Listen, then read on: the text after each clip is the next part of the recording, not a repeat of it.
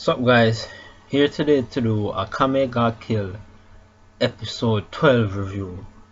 So in this episode of Akame got killed, we get introduced to the other member, or rather I should say the other new member of Night Raid, right? And we all know that Night Raid, Agenda, which is the Night Raid leader, she went out to look for new members because of the recent loss of Night Raid members, that being Lubok and sorry, not Lubok, Balut and Shaley, right? So the group was getting a bit thin, so she decided to find new members. And one of the members that she brings along, which was revealed last week, is this organism Imperial Arms guy called Sano. And it's even revealed in this episode that he used to be a kind of bodyguard for high level people in the Revolutionary Army. So that's where she even got him from. The Revolutionary Army, I should say. And he was given a joke about how Agenda looks like his former master, right? And he's implying that he said that his master was a guy, implying therefore that she looks like a guy. So that was kind of funny. Well, because she has short hair, that's pretty much probably why he said that she looks like a guy. But yeah, so the other member that's revealed in this episode is Chelsea, right? That girl that apparently has powers. Her Imperial Arms grant her the power to basically turn into anything, it seems. So she turned into cats, she turned into other members of Night Raid that we've seen in this episode. She basically has the will to transform, or rather should say the power to transform her body at will into whatever she wants, which is pretty cool. So and the backstory about Chelsea is along the lines that she was a part of a group that all got wiped out except for her alone. And because of that, she gained this kind of idea that she doesn't want the same thing to happen to the Night Raid members.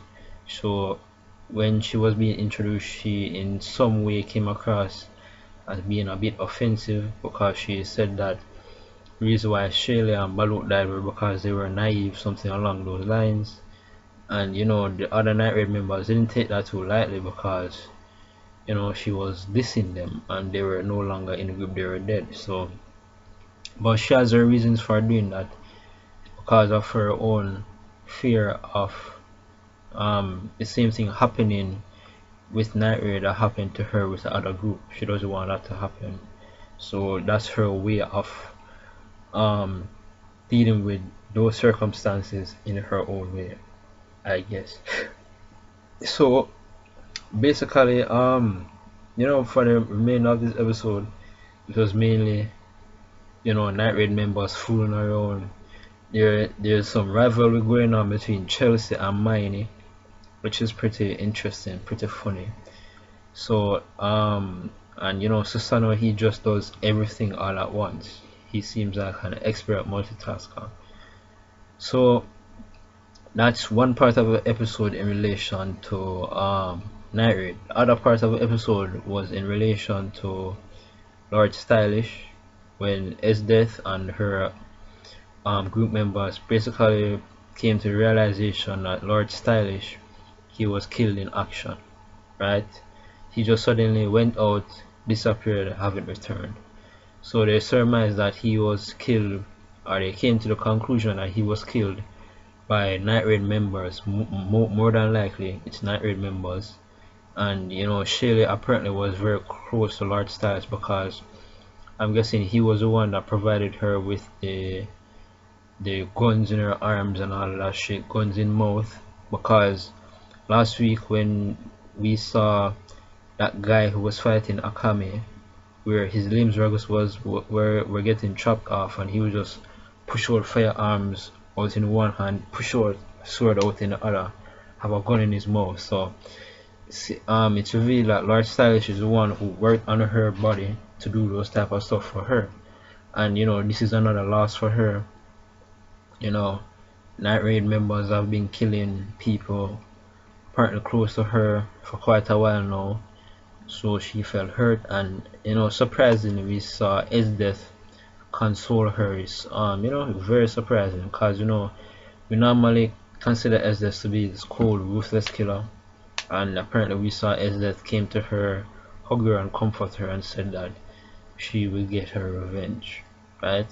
So let's see how all that plays out. But the other thing I also want to mention is towards the end of this episode, when Esdeath and that guy, I forgot his name, the guy, yeah, I've really forgot his name, but Esdeath was walking in the city area, in the Imperial city area, and but apparently I know that he's a member of Esdeath's group, and he was telling Esdeath that there's a lot of people in the Imperial army that look like Tatsumi. She was interested, and she said no, because there can only be one Tatsumi. But somewhere along the lines, he gave this evil smirk and this evil smile, like he was keeping a watch on Esdeath, right? Like the guys in the Imperial army, probably the Prime Minister, one of those guys, told him to join the group to keep an eye on Esdeath. That's what it seems like to me. So even though he's a part of the group, Esdeath probably has to watch her back. So, well, knowing Esdeath, knowing that she will do what the Imperial says, because that's it falls in line with what she wants for herself. It doesn't violate any of her morals or anything like that. So I don't see why there will be a hiccup. But seems like this guy was a spy planted to spy on Esdeath, and I don't think it's anything having to do with revolutionary army. More than likely, it's one of those guys in the Imperial city that did it. But overall, this was a pretty good episode of Akame ga Kill. Liked it, liked it pretty much. So that's it. That's my review. Remember to rate, comment, subscribe. Sayonara.